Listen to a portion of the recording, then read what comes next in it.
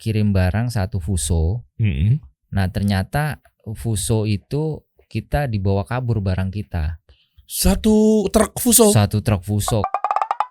Kita kasih solusi. Mas Edi, eksportir rempah-rempah dari mulai apa? Kapulaga, kayu manis, cengkeh, terus kunyit, lengkuas, deketan lagi Mas, maaf. Lengkuas, terus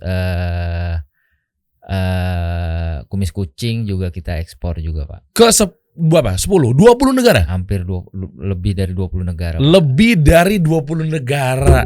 Ya. Sekali ngirim berapa kontainer? Sekali ngirim ada permintaan 1 kontainer, ada yang 2 kontainer juga. Oke, belasan kontainer pernah? Belasan kontainer pernah per bulan ya. Iya, per bulan berapa totalnya? Per bulan antara 10 sampai 15. Wow. 10 sampai 15. Iya. Tapi ya kita juga ada tradingnya juga, Pak. Jadi Pinang juga kita ekspor. Oke. Ya artinya kan kalau ngirim sebulan itu 10 kontainer aja nih. Satu kontainer aja kan modalnya tuh kan buat ngirim aja 600 juta ya, 700 juta ya? Iya, 20 untuk kayu manis ya.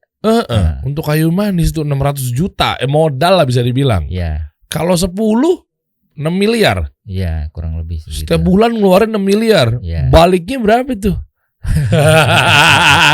Iya kan? Iya. Kirim ke negara-negara modalnya 6 miliar. Iya. Artinya demand untuk permintaan untuk kita ngirim 6 miliar kita ngomong per bulan ya. Iya. Ya berarti kan ada keuntungan di situ. Nggak mungkin kita ekspor nggak ada untung. Betul Bang. Tapi gini, kalau kita ngomongin soal ekspor itu susahnya di mana sih?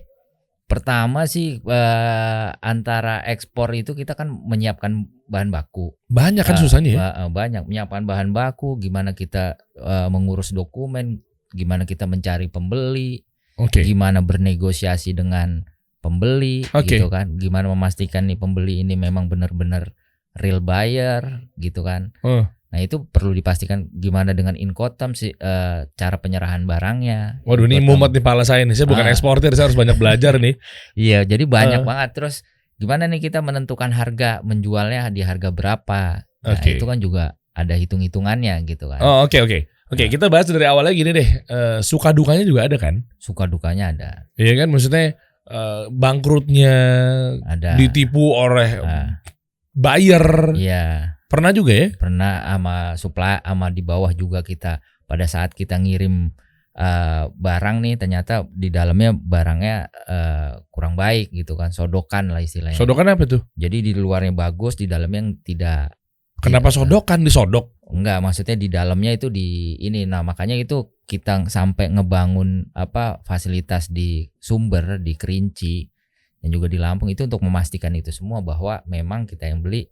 Kita beli itu memang sudah kita checking quality control semua baru kita bayar. Jadi memastikan itu semua. Jadi ada tim di Lampung?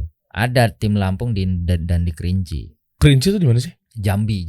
Oh, Gunung Kerinci? Iya. Oh, oke, siap. Coba deh kita lihat ya foto-fotonya dulu nih. Ini kan spices and herbs ya? Iya. Ya pokoknya rempah-rempah semuanya lah ya. Iya. Nah ini kayu manis terus juga. Coba dong klik video itu dong. Proses-prosesnya nih, saya pengen tahu coba. Ini proses-prosesnya adalah nyampe ke 20 negara. Ya. Oke. Ini kayu manis nih. Ya. Kayu manis nih petaninya, oke. Jadi itu dari kulit. Kalau kulit manis itu emang dari kulit terus dibersihkan, terus dijemur. Nanti kita pilih. Nah ini proses loading di kontainer. Ini kita gudang di Jakarta ini. Pakai pihak ketiga juga. Oke. Jadi di situ jadi yang udah ready kita kirim ke Jakarta, ke loading portnya lewat Tanjung Priok Port jadinya. Wow. Oke. Tenang guys, tenang. Nih saya wakilin ya buat teman-teman calon eksportir yang pengen coba ekspor barang nih.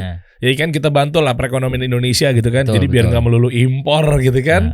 Iya, kita buktikan bahwa produk kita kualitas bisa dikirim ke negara-negara nih. Iya. Waktu itu gimana proses terjadinya kegagalannya, nggak ngerti ilmunya? Ditipunya kayak gimana? Jadi, susahnya apa? Termasuk pada saat kita mulai dari pembelian bahan ya. Jadi gimana kita pada saat kita beli barang ternyata kita kasih DP barang nggak dikirim. Ada juga seperti itu. DP kemana? Ke supplier. Oke. Nah itu makanya kita memastikan kita terjun langsung juga kan. Terus kedua pada saat kita ngirim ternyata kualitas barangnya nggak sesuai gitu kan. Oke. Nah ada juga misalnya buyer itu kita ternyata kirim, kita waktu itu tahun 2010 kirim ke Amerika, ternyata di sana mereka tidak bayar tapi barang sudah bisa dirilis. Kenapa bisa dirilis? Ternyata saya baru tahu ternyata itu bisa ditelek rilis gitu kan. Apa gimana? Bisa ditelex, istilahnya tanpa original dokumen mereka bisa ambil barang. Lah kok gitu? Nah itu karena saya kemarin itu belum tahu ilmunya semua kan. Jadi main kirim-kirim aja? Ya kita kirim karena kita dia sudah kontrak semuanya kita kirim jadinya. Jadi pembayarannya waktu itu dokumen against payment. Apa itu maksudnya? Jadi kita bank to bank, jadi dokumen ekspor kita submit ke bank kita ngirim ke bank yang di luar negeri. Oh iya masih lewat situ memang. Iya. Oke. Itu kan sistem payment term itu banyak banget. Ada yang DP, ada yang pakai LC, ada yang TT. Dengan ada advance payment, FOB. Iya. FOB juga dulu susah juga ya? FOB itu lebih ke arah Incoterm cara penyerahan barang. Iya, yang dari Priuknya kita kan ke Priuk nih. Iya. Ya kan itu ada lembarannya kan? Iya, jadi ntar jadi tergantung kita negosiasi nih. Apakah kita sistemnya Incotermnya FOB atau CNF, cost and freight sampai negara tujuan, port. Oke. Atau sampai gudangnya si pembeli, namanya DDP, delivery date paid, sampai gudangnya pembeli. Itu kita hitung semua. Siapa yang hitung itu? Nanti kita ada bantuannya, ada namanya forwarding. Oke. Nah, kan mereka punya agent. Agak ngejelimet ya guys istilah-istilahnya ya. Coba mungkin kita telah pelan-pelan nih. Iya. Kalau pengen jadi eksportir, sabar nih, tenang nih.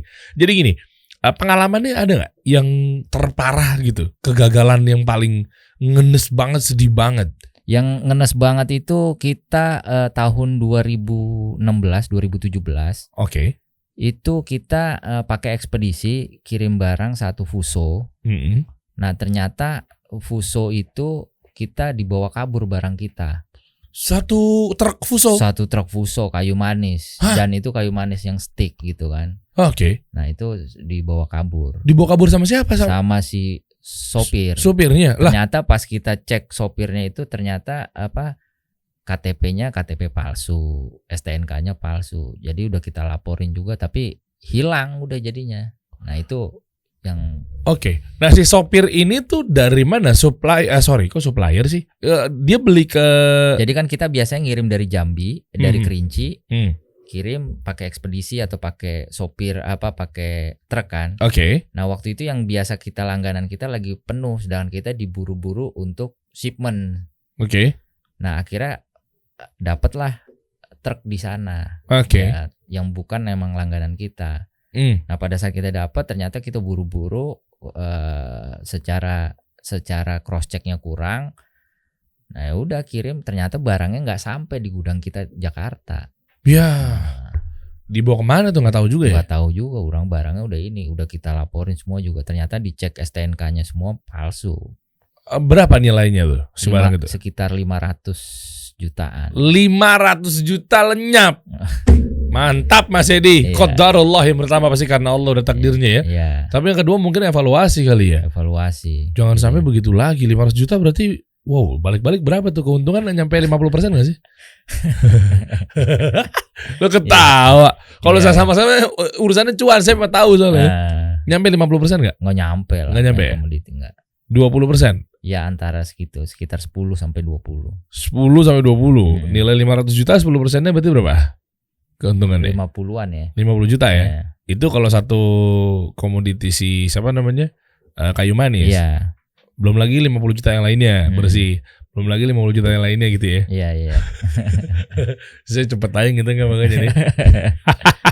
Nah, terus gimana sih awal mulanya dulu deh. Tadi kan udah dikasih tau teknisnya. Mengenai ini perhatikan lu dokumennya, ininya gimana. Oke, teknisnya udah dapat. Tapi kan nggak segampang ngelakuinnya kan. Iya. Langkah pertama yang mana dulu nih? Kalau tadi kan macam-macam rupa. Perhatikan ini.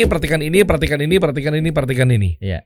Nah terus mana nih yang harus kita kita koordinasikan di awal tuh kemana? Langsung ke Tanjung Priok itu kalau di Jakarta? Untuk apanya? Mau ekspor. Misalnya apa sih ekspornya? Misalnya biasanya apa? Barang-barang apapun ya? Barang apapun. Pertama kita kan harus punya produknya dulu. Oke. Jadi intinya kalau kita mau ekspor itu ada produknya. Produk itu nggak harus produk sendiri, bisa produk orang lain. Jadi kita terus kedua ada bayarnya, ada pembelinya. Nah setelah itu ya udah kita bernegosiasi. Kalau udah ada kita nego harga gimana, incotermnya bagaimana, pembayarannya bagaimana. Kalau cocok kita bikin sales kontrak atau si buyer ngeluarin PO, purchase order. Sama kayak biasa lah, kayak di sini kan juga kan. Sini ada PO ya. Sama PO-nya sama. Sama, cuman kan PO-nya dari pihak pembeli kan di luar negeri. Tinggal bedanya cuman karena kita ekspor berarti kan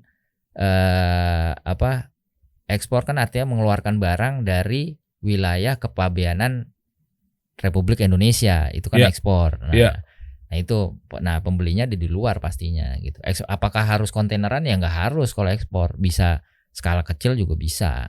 Jadi, karena mau mulai jangan langsung kontainer. Bisa pakai LCL. Jadi LCL itu less container load. Jadi bisa dalam satu kontainer itu yang punya beberapa perusahaan. Nebeng.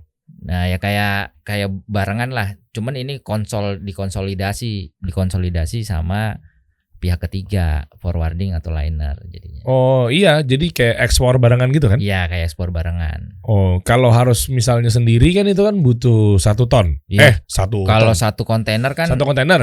Kalau satu kontainer itu kan butuh misalnya bisa 10 ton gitu kan. Misalnya kalau cuman kita LCL tuh 1 ton aja bisa gitu. Jadi bareng sama 9 ton yang produk lain. Bisa juga ternyata. Bisa kayak gitu. Jadi nggak harus modal dari kita semua kan? Nggak harus. Terus abis itu kita harus tahu nih.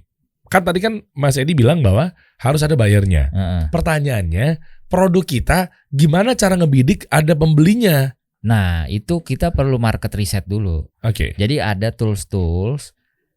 Kita bisa dengan googling, bisa dengan kita mengikuti, kita di luar negeri ada Atas Perdagangan, ITPC, bisa kontak beliau, atau dengan market survey kita ada namanya aplikasi itu TradeMap namanya, salah satunya ya, trademap.org. TRADEMAP. Iya, trade biasa, map.org. Nah itu di situ bisa kita market survey, kita masukin HS code. HS code itu Harmonized System Number. Jadi kayak setiap produk itu bisa contoh nggak? Apa? Website kan ada kan websitenya? Website apa? Si HS tadi apa namanya? TradeMap. TradeMap ada. Ada kan? Ada. Coba dong. Nih sama-sama belajar kalau mau ngecek bahwa misalnya siapa? Pomade gitu buat rambut. Ya. Ya kan? Itu kan boleh, kita mau ekspor kan belum tentu ntar di sana nggak ada bayarnya nih, siapa tahu. Ya. Jadi bisa dibuka aja langsung trademap.org. Nah, itu kita login dulu itu. Login dulu. Nanti kita pilih ekspor. Tanpa login bisa nggak? Coba ekspor. Ekspor, milih di situ produknya apa tuh, HS code, masukin. Misalnya apa tuh? Di situ banyak. Jadi ini namanya HS code nih, nomor-nomor ini. Jadi setiap barang itu pasti punya number. Kayak apapun. Misalnya kayak baju gitu kan, baju yang terbuat dari bahan tekstil tenun sekian persen, atau kayu manis lah, karena ini kan berarti 0906. Apal dia. Mau dimanapun HS code itu nomornya sama, karena bahasa kayu manis di Indonesia sama di Arab Saudi atau di ini kan beda-beda. Makanya dikodein. Random aja coba kayu manis. Nah, cinnamon tuh. Yuk. Pilih itunya. Pilih mau kemana nih negaranya? Ya, kita Indonesia. Di negara kitanya, bukan negara orangnya? Ya. Oke. Yearly time series. Itu oke. Itu nggak perlu diisi tuh? Boleh. Kita mau ngejar misal ke Amerika, jadi itu kan. Nah ini apa nih? Keren. Nah ini ketemu nih. Apa nih? Ini ada nggak importernya gitu? Importir market dari ekspor oleh Indonesia kan, dengan HS code 09. Paling besar kemana? Paling besar adalah ke Amerika. Keren guys. Nah Amerika ya kan. Terus kedua kita ekspor ke Vietnam, Netherlands, India. Nah ini kita namanya market survey. Kita tentuin dulu. Kita harus tahu dulu nih produk kita paling laris karena trade map ini adalah untuk market survey itu data-data di seluruh dunia. Ini lewat sini semua ini lewat ke data-data BPS tapi seluruh dunia gitu. Urutan yang paling atas itu artinya dia yang paling banyak diekspor ke negara tersebut. Ya, artinya demand-nya tingginya di sana. Di negara itu Amerika. Nah, itu kan ada export value tahun 2018, 2019, 2020 dan sampai 2021. Paling bawah apa? Paling bawah Filipina. Jadi bisa diklik itu kadang-kadang juga kita bisa dapat bayar juga dari situ. Emang iya? Iya, klik aja coba. Coba klik Amerika coba. Amerika. Coba. Jadi di sana tuh ada bayar yang standby gitu? Iya, Amerika nanti companies. Coba companies. Wih, mantap. Tutorial langsung guys dari Mas Edi nih. Cuman harus login dulu nih jadinya. Register dulu berarti. Coba Dim, register dulu ya. Nah, itu bisa nanti bisa di situ ada beberapa pembeli-pembelinya itu bisa kita kontak. Langsung kontak aja mau nggak nih? Iya, kita tawarin lah kayak ini misalnya kita pitching. Ya biasa lah kayak orang jualan kan, pitching, tawarin kita punya produk ini. Ya seperti itu. Yang dia minta apa biasanya ketika kita pitching ke dia? Kan pasti kan butuh portofolio kah? Iya, atau mungkin mereka rata-rata kita harus punya produk. Pertama foto produk. Nggak perlu harus punya lahan tanah gitu nggak? Nggak. Jadi kita juga harus tahu ilmunya, product knowledge kita harus tahu. Jadi secara karena ini hubungannya kita juga secara istilah-istilah ekspor juga harus tahu, Incoterm, payment term. Nah kayak gitu. Produk terus apa yang dia minta? Fotonya ya? Foto produknya. Biasanya nanti kalau dia serius dia akan minta sampel. Bener nggak produk kamu? Harganya gimana? Dikirim dulu dong. Iya, kirim sampel kita. Biasanya. Kirim cuma berapa biji? Iya, 200 gram, 200 gram. Kirim sampel buat approval. Kalau saya biasanya kirim sampel itu setelah harga semua nggak ada masalah, pembayaran oke. Jadi sampel itu hanya approval aja nanti. Gitu. Jangan kirim sampel dulu karena biayanya juga lumayan mahal. Kirimnya pakai apa? 100 gram gitu? DHL. HL itu apa? DHL. DHL. FedEx, DHL. Atau kalau mau murah lagi pakai MS. Saya baru dengar tuh. EMS tuh post office, kantor pos. Kantor pos. Iya, kan DHL sama FedEx tuh berapa sih bedanya sama kantor pos? Lumayan, tapi kalau yang DHL yang pakai yang akun corporate lebih murah biasanya. Berapa pengiriman untuk 200 gram? Tergantung negara. Amerika. Kalau kita kemarin ke Thailand nih biasa ngirim untuk sampel hitungannya kan per setengah kilo, 1 kilo gitu. Setengah kilo itu bisa kena 400-500 ribu. Ngirim sampel 400 ribu. Iya, makanya. Belum tentu closing lah gitu. Belum tentu closing, makanya kita pastikan dulu bahwa dia harga udah sesuai, payment term udah oke, baru approval. Atau enggak kalau mereka benar serius kita tanya aja mereka punya DHL account nggak? Jadi kita pakai DHL account-nya mereka. Gitu. Jadi dia yang bayar? Otomatis dia yang bayar karena kan pakai DHL account-nya mereka. Iya, pakai account-nya mereka. Tapi biasanya kalau gitu susah ya? Kalau bisa juga, ada juga yang mau pakai aja nih DHL account kita gitu. Jadi kita tinggal kontak DHL sini, pakai nomornya account ini gitu. Ini kan platformnya kan dari trademap.com. Iya. Ada cara lain untuk alternatif? Ketika kita mau nyari bukan nyari pembeli. Nah, nyari pembeli ada juga ikut Alibaba. Apa tuh komunitasnya di Alibaba? Tahu Alibaba. Ya, itu kita bisa juga cari di situ pembeli. Kita register di situ. Itu ada yang free, ada yang berbayar. Tapi kalau mau free juga kita harus seksama tuh nyari pembeli. Emang harus ngulik-ngulik jadinya. Ntar kadang-kadang ada pembeli yang mencantumkan nomor handphone. Nah, kita hubungi. Atau enggak googling sekarang.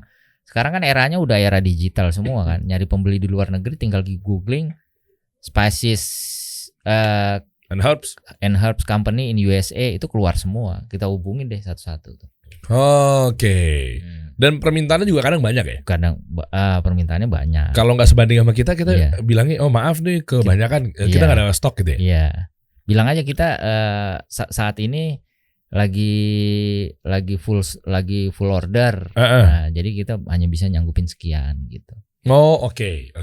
Nah itu nyari pembeli sekarang itu enggak karena udah eranya internet digital internet gitu ya, informasi udah ini lebih mudah lah dibandingin beberapa tahun lalu yang emang internet belum ada, harus lewat ini. Jadi sekarang itu cenderung lebih mudah. Jadi bener enak tinggal kayak begini saya baru tahu nih. Iya makanya kan. Nah apa duka-dukanya yang lainnya? Tadi ditipu 500 juta pernah. Yeah. Sampai akhirnya nanti kita bocorin juga ya, Mas Edi, terkait belajarnya di mana, apa yang didapat setelah belajar. Nanti kita bahas ya. Terus kira-kira manfaatnya sedrastis itu nggak? Sebelum kita belajar lebih dalam, kita nekat ketimbang kita belajarnya lebih detail, taunya hasilnya luar biasa. Soalnya gini ya, jelas ada yang namanya belajar pasti skillnya bukan itunya, tapi maksudnya lebih tepatnya bisa juga kita belajar dengan di tempat yang salah. Iya dong. Ya kan, yang namanya belajar ya memang dapat ilmu, tapi kan ada juga oknum-oknum yang mungkin kita belajar sama orang yang kurang tepat sehingga nggak optimal nih bisnis kita nih. Betul. Ya kan? Apalagi suka dukanya nih. Yang parahnya lagi deh. Ya lebih parah ya, banyak lah itu kan itu. Terus yang bayar yang tadi saya udah cerita belum, di Amerika ternyata mereka ambil barang. Belum detailnya belum. Jadi kita ngirim waktu itu 2010 ngirim ke Amerika dengan term of payment-nya adalah DPH site by bank. Nah, pas sampai sana ternyata mereka bisa ambil barang tuh tanpa pembayaran. Harusnya bayar dulu. Bayar dulu. Nah itu yang kondisi-kondisi kayak gitu kita nggak tahu. Ternyata pas kita udah ternyata mereka telek rilis, hilang lah itu barang. Sekitar berapa ratus juta? Itu tahun 2010 kayu manis itu belum terlalu mahal, nggak kayak sekarang, itu sekitar 200 juta. 200 juta lenyap lagi? Lenyap 2000. Emang apa sih, sesignifikan apa sih ilmu ekspor ini ketika kita belajar? Ternyata yang gara-gara kayak begitu juga. Betul. Itu makanya kurang ilmu tuh. Iya, makanya kan di dalam Islam juga kan pertama adalah iqra. Ya, bacalah gitu kan. Belajar, kita harus tahu dulu ilmunya semua. Jangan main gas-gas aja ya. Main gas-gas aja. Nah, kita harus tahu ilmunya. Jadi ya ilmunya gimana ya, cari yang benar-benar yang tepat gitu kan, yang sesuai, yang memang udah punya pengalaman, jam terbang tinggi. Ya biar bisa juga kita, kalau bisa ya dari pengalaman itu bisa kita jadikan contoh dan tidak terulang ke kita gitu kan. Nah, pengalaman yang kayak begitu-begitu. Siapa yang menginfluence? Belajarnya di mana? Coba Mas Edi. Nah, waktu itu saya 2012, itu kan kejadian 2010, 2012, 2013.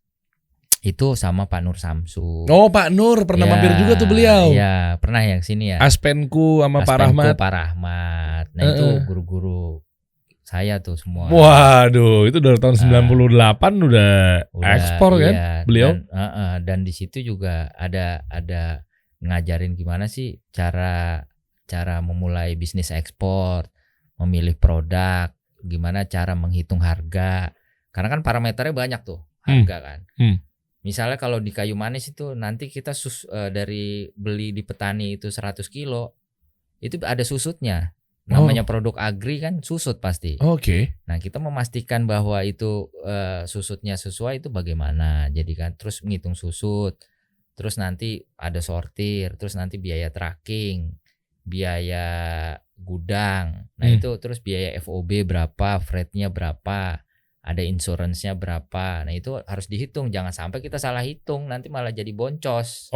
Dan pernah ngelakuin itu tanpa ilmu akhirnya berantakan. Iya, jadi kita ngelakuin itu banyak boncosnya itu di susut terutama. Terus ini enggak sesuai. Terutama ya kayak gitu-gitulah. Itu dari sisi kita menghitung harga kan. Jangan sampai ternyata di atas kertas untung ternyata enggak gitu kan. Nah, itu perlu Terus dari sisi menghitung harga. Terus dari sisi nanti payment term, pembayaran. Tempo. Pembayaran ke buyer nih, negosiasi. Tempo enggak sih? Kemana? Pembayarannya TOP enggak sih? Tempo gitu. Iya, artinya kalau di ekspor itu bisa nanti copy BL, ada advance payment atau pakai LC nanti atau DPH site tadi. Nah, itu gimana caranya kita memastikan pembayarannya itu aman. Nah, aman buat apa? Apalagi buat eksportir pemula gitu kan, yang awal-awal. Nah, aman nih. Jadi kita nggak ngerasa kena tipu, nggak ini gitu kan. Nah, tentunya ya yang paling aman tentunya ya cari yang minta 100% di depan. Emang bisa mau? Nah, itu belum tentu mau karena kan resikonya berarti di pihak pembeli. Iya, pembeli mau beli produk kita nih. Iya. Minimal DP 50% udah syukur gitu kan. Iya, DP 50% sudah syukur. Cuman kan 100% kita harus meyakinkan buyer kan. Kalau enggak yang aman ya pakai LC. LC gimana maksudnya paling aman tuh? LC itu adalah penjaminan dari bank. Jadi si buyer buka LC dan itu tidak bisa dibatalkan sepihak. Oke. Jadi maksudnya bukan minjem duit ke bank kan, bukan kan? Jadi pada saat kita mau beli negosiasi, misalnya mau beli kayu manis gitu kan, abang ininya pembelinya, abang harus kita draft-draftan dokumennya ini, abang harus nyetor uang ke bank itu 110%. Kenapa gitu? Ya itu syarat LC. Nah LC baru nanti 110% itu kalau saya mau mencairkan uang itu saya harus comply terhadap semua dokumen. Karena, deposit gitu? Iya, ada BL namanya Bill of Lading. Bill of Lading itu dari yang ngeluarin adalah pelayaran. Oke. Pelayaran itu kalau udah dapat BL berarti artinya barang udah jalan. Jadi semuanya sama-sama aman. Di sini ada kepastian, kitanya sebagai eksportir ada kepastian bayar karena sudah yang menjamin adalah bank. Si pembeli juga ada kepastian dapat terima barang. Oke. Si bank ini ngapain menjamin? Ngambil bunga? Enggak kan? Ya ada biayanya pasti LC. Cuman kan dari kedua sisi kan untuk di awal itu memang ada cost-nya. Cuman kan untuk saling trust di awal itu karena belum ada track record kan sulit. Oh, maksudnya bank ini bukan kita deposit sehingga nanti ada bunga bla bla bla bla, kita nanam pinjam duit juga enggak? Minjem duit juga enggak? Oh, jadi bank itu sebagai kita menggaranti ya. Oke, kayak saya transfer ke Mas Edi nih. Iya. Ya kan pasti kan ada pakai ATM apa segala macam gitu kan? Iya. Ketimbang saya nggak pakai, contoh misalnya transfer kemana, ya lu bawa aja pakai karung duitnya kan mungkin nggak trust ya. Iya. Oh, bank itu cuma perantarain aja. Iya. Karena gini, pada saat nanti di bayarnya minta DP, si kita sebagai eksportir minta DP dan ini kita baru bertemu di awal dan itu pun bertemunya di dunia maya, siapa yang percaya? Oke. Ntar kalau uang saya yang dibawa kabur gimana? Oh iya bener kan? Ya.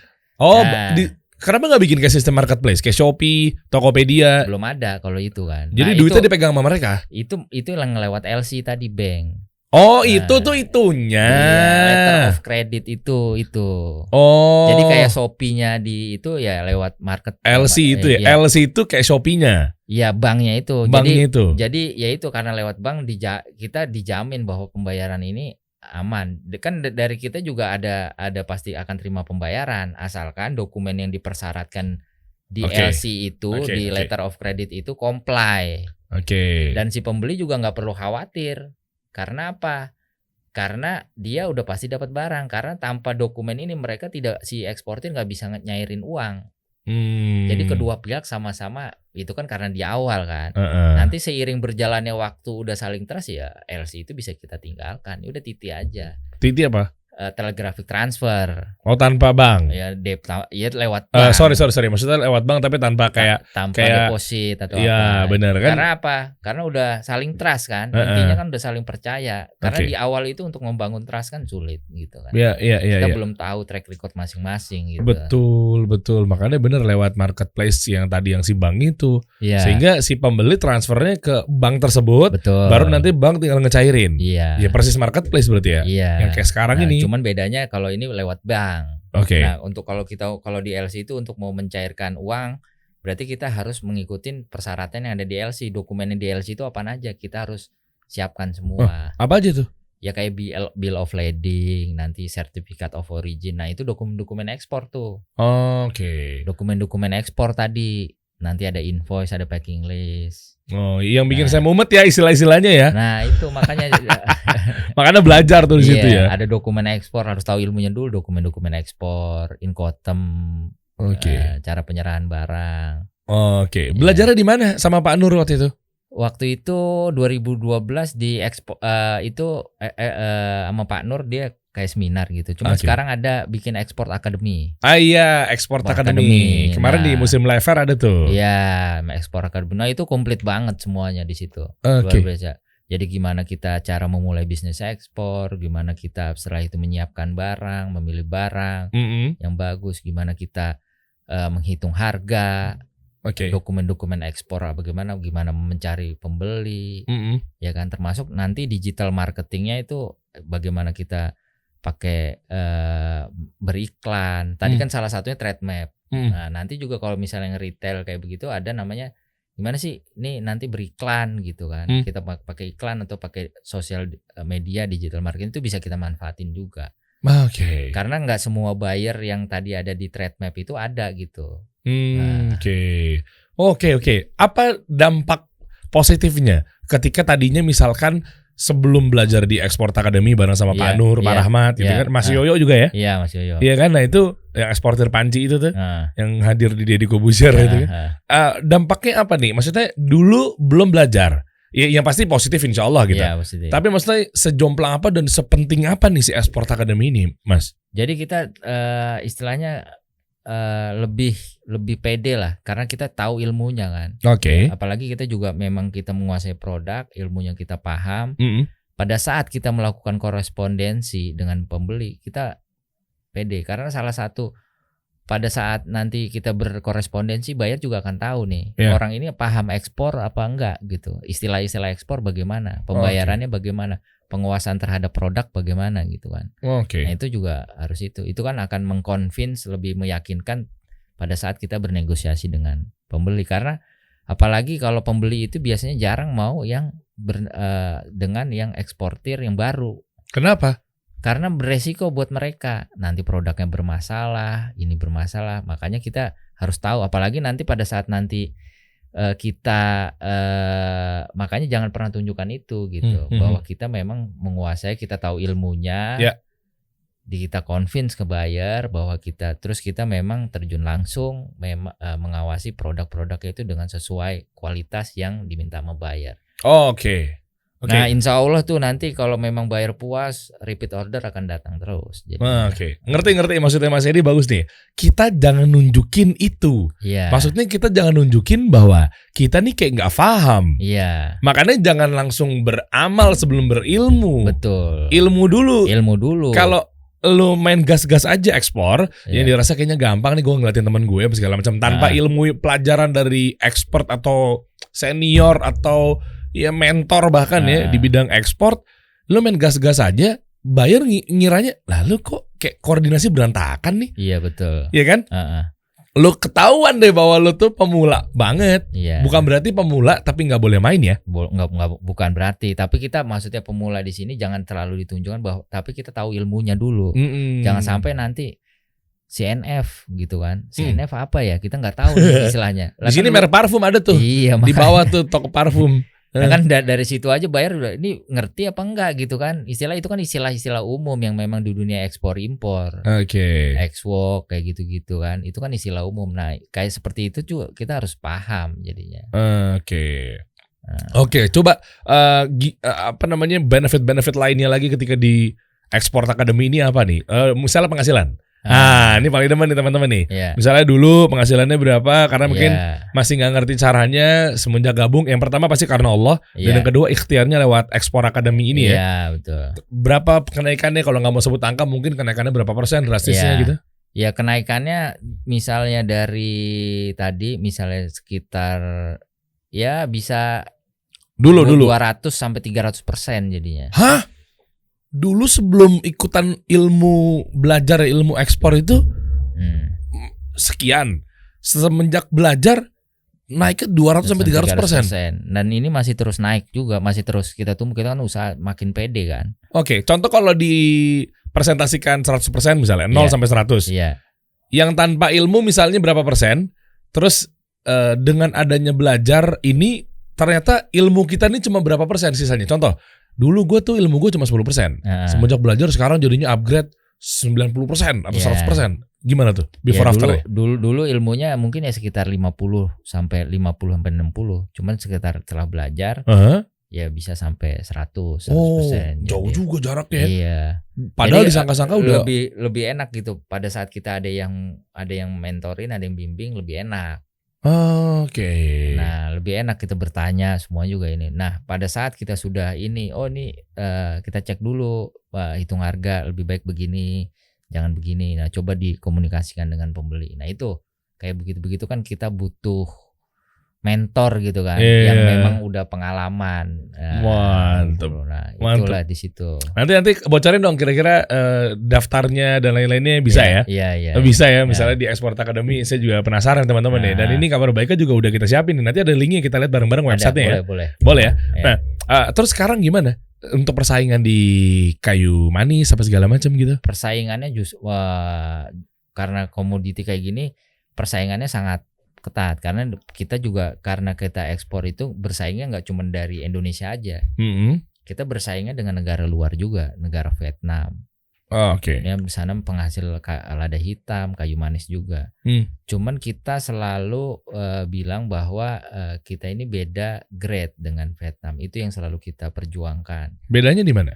Ya di rasa. Kalau di kayu manis itu di sensoric test. Oke. Ya jadi itu yang ini kenapa di sana lebih murah gitu kan. Nah, ada beberapa buyer yang memang mau nyari harga murah ya berarti ke sana, tapi mau nyari kualitas ya bisa ke kita karena sensoric testnya yang di Indonesia itu berbeda dan spesiesnya juga nama latinnya juga beda gitu kan. Oke. Nah itu yang perlu kita ini, makanya kita juga kemarin tuh 2020 untuk species and herbs kita sudah ISO 22000. Oh udah. Dapat sertifikat ya? Sertifikat. ISO. Gimana ngurusnya? Ya kita ada tim ya? Ada tim. Jadi itu kan lebih ke arah keamanan pangan kan. Iya. Karena salah satu kita untuk mendapatkan persyaratan dari buyer di luar negeri yang besar-besar itu mereka punya sertifikat ISO nggak? Punya sertifikat ISO nggak gitu. Nah itu kita comply lah. Biar apa?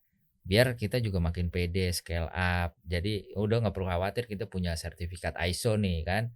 Boleh dekat lagi mas. Ya, kita udah punya sertifikat ISO yang memang pembeli-pembeli di luar negeri yang besar-besar itu rata-rata mereka mempersyaratkan itu karena ini untuk food kan. Oke. Untuk food. Nah itu yang perlu kita ini. Nanti juga tahun ini rencana kita mau organik sertifikat.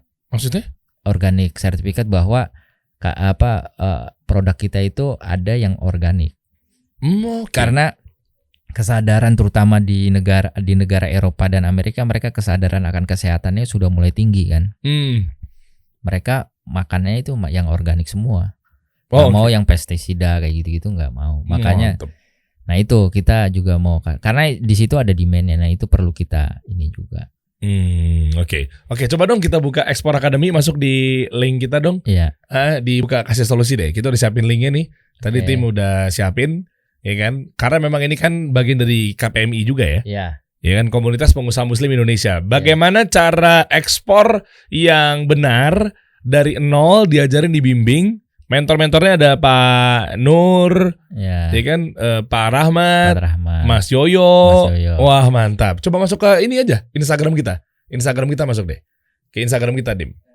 Coba. Nah, coba kasih solusi, coba masuk. Ada buat teman-teman, nanti di deskripsi bawah juga bisa kalau mau ngeklik ya untuk Export Academy ini ya. Jadi bisa belajar nih bareng sama teman-teman di Aspenku gitu kan. Iya.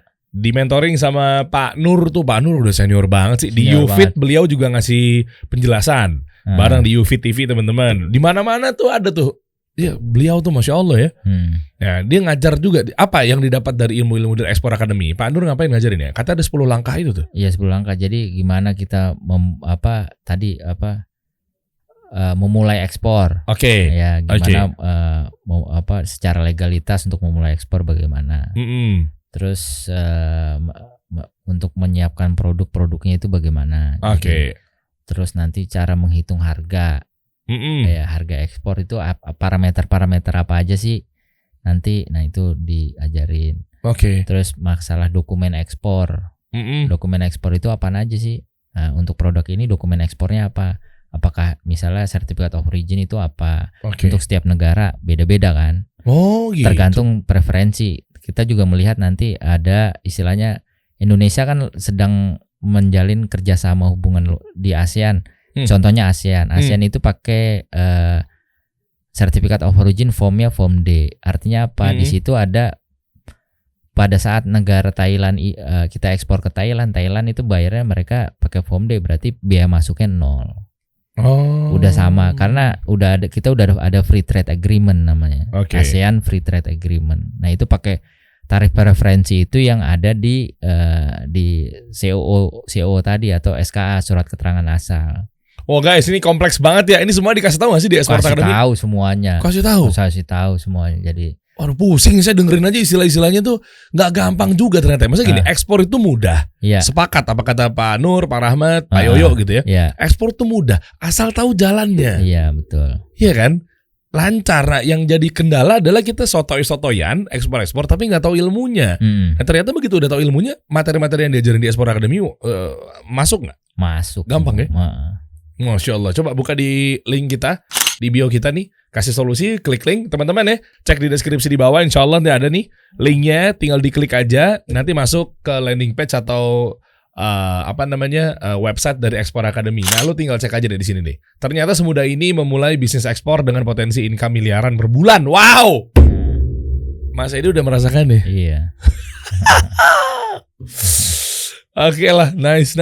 Mungkin ada yang mau ditambahin Mas Edi terkait ilmu-ilmu seputar ini daging banget loh. Ini eksportir kayu manis, spices and herbs dan lain-lainnya loh. Beliau udah ada coconut oil juga ya? Iya, coconut oil kita kemarin juga ini istilah berkolaborasi sama teman-teman di KPMI juga. Oke. Jadi baru berdiri itu 2022 kemarin bulan Februari. Nah, karena cuman kan kita kan memang sudah ya istilah sudah punya background lah tentang ekspor. Jadi makanya secara ini bisa lebih cepat gitulah. Oke. Jadi Februari kita kebentuk, bulan Mei kita sudah ekspor. Enak, udah dapat ilmunya diajarin jadi kita udah kalau udah ada ilmunya itu ngelangkah itu enak. Jadi ini ada bisa ngelihat ini ada peluang.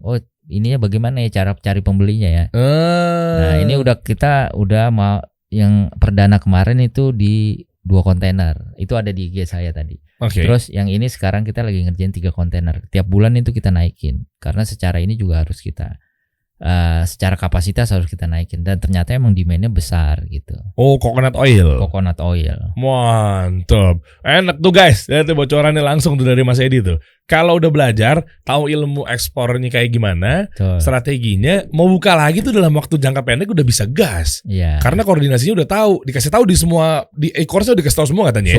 Sudah. Oke, nanti tinggal cek aja teman-teman ya. Klik link di bio-nya kasih solusi sama di deskripsi di bawah nih. Iya. Mantap. Sampai bertemu deh Mas Edi. Ini next lagi mau kirim kemana nih? Ini kita hari ini tadi ngirim ke Thailand. Thailand sama ke Amerika. Enak ya kalau ngobrol sama eksportir ya, kayak mantep gitu denger deh. Kita paling banter ngirim kemana? Ada reseller kita tuh dari Bekasi kirim ke Bandung. Ada kita baru ngirim kemarin dari domestik doang. Ya alhamdulillah syukurin ya. Tapi kalau bisa ekspansi ngobrolnya tuh habis kirim barang kemana bro? Ke Amerika, ke Thailand. Enak loh. Kita paling banter mungkin kemana? Iya Sumatera sih paling sama Sulawesi. Bedanya dalam kota sama luar kota, bahkan luar negara tuh. Iya. Ngirim apa? Thailand itu kita ngirim kapol. Kapol itu apa sih? Kapulaga. Oh, kapulaga. Okay. Sama kayu manis. Oh, di sana butuh kapulaga? Butuh. Buat apa kan? Bukan itu. Jadi di sana itu mereka buat penghangat. Ya, dia jadi buat sup-sup itu, buat makanan, terus buat obat herbal juga. Oh. Kapulaga. Itu ngomongnya gimana di WhatsApp? Swadikap kap? Kan online enggak ya? Enggak. Kita ngomongnya pakai bahasa Inggris. Kirain swadikap kirain. Kalau misalnya itu nggak usah khawatir. Kadang-kadang kan mereka misalnya kita nggak bahasa Inggrisnya kurang bagus gitu ya. Sekarang kan teknologi udah ada namanya Google Translate. Tinggal chatting, copy paste. Lo kok bisa bahasa Cina gitu? Atau bisa bahasa Thailand? Udah mudah. Jadi jangan dijadikan sebagai penghalang gitu kan. Udah ada Google Translate. Banyak kok teman-teman yang memang bahasa Inggrisnya memang masih ini ternyata bisa berkomunikasi dan dealing dengan buyer di luar negeri gitu. Pakai apa ya? Pakai tadi Google Translate. Iya, udah bisa tuh ya. Catatannya pakai apa? WhatsApp, email? WhatsApp. Oh, WhatsAppan? WhatsApp atau email, kadang WhatsApp, kadang email. Ada WeChat juga. Biasanya apa sih? Line juga atau banyak itu. Amerika tektokannya pakai apa? WhatsApp. Oh, WhatsApp. Oh, udah gak ada email-email lagi ya? Email juga. Tapi kadang-kadang misalnya kalau untuk kita belum tahu nomor WhatsAppnya email-emailan. Tapi kalau udah ada tahu bagian misalnya purchasing atau apanya ya mereka biasanya ntar ngasih nomor WhatsApp. Baru kita komunikasinya lebih enak kan, lebih cepat WhatsApp. Wih, mantep. Mantep. Terus berarti coconut oil, apa tadi Kapulaga. Iya. Si kayu manisnya? Kayu manis jalan. Jalan juga ya? Kita kan produksi di Lampung untuk ke Spices and Herbs di Kerinci dan Lampung. Oke. Jadi untuk Spices and Herbs, kalau untuk coconut oil di Sidoarjo. Ada tempatnya masing-masing tuh. Iya. Kenapa? Karena penyesuaian sama tanahnya. Penyesuaian pertama karena kenapa kayu manis di Kerinci dan spices di Lampung, karena kita mendekati sumber kan. Sumber kayu manis itu yang banyak adalah di Kerinci. Nah di Lampung itu ada lada hitam, cengkeh juga. Nah itu kita juga kapol juga ada, lebih banyak. Kayu manis ada juga tapi nggak sebanyak di sana. Nah itu makanya kita deketin sumber baru kita kirim ke Jakarta. Sidoarjo kenapa? Karena Sidoarjo kelapa itu pusat-pusatnya ada di Sulawesi, ada di mana Pangandaran, ada juga di Lampung. Dan salah satu partner kita juga ada di sana. Jadi biar lebih enak ininya lah. Oh, jadi saya pikir memang di Sidoarjo tempatnya itu juga sumbernya karena partner juga salah satunya. Iya, karena terus dekat port kan. Jadi pada saat nanti, soalnya kita ngeliatin port nanti pada saat kopra dari Sumatera mahal, kita bisa ambil dari Sulawesi. Atau bisa ngambil dari NTT. Jadi lebih logistik costnya lebih ringan. Lebih ringan jadinya. Okay. Saya pikir di Sidoarjo khasnya lumpur doang. Lapindo. Iya. Masih ada nggak situ? Thank you ya Mas ya. Ya, oke. Kita kasih solusi.